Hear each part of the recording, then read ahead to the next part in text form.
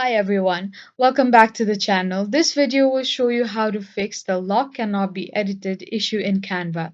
If this area is causing trouble while working on your designs, follow these simple steps to resolve it quickly. Let's get started. First, open the Chrome browser and go to canva.com.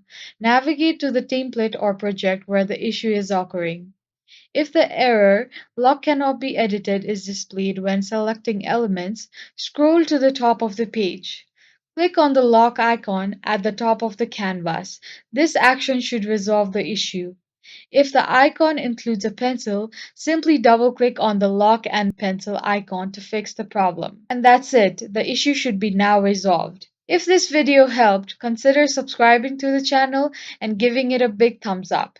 Don't forget to hit the notification bell for more quick and easy tutorial. Thank you for watching and see you in the next video.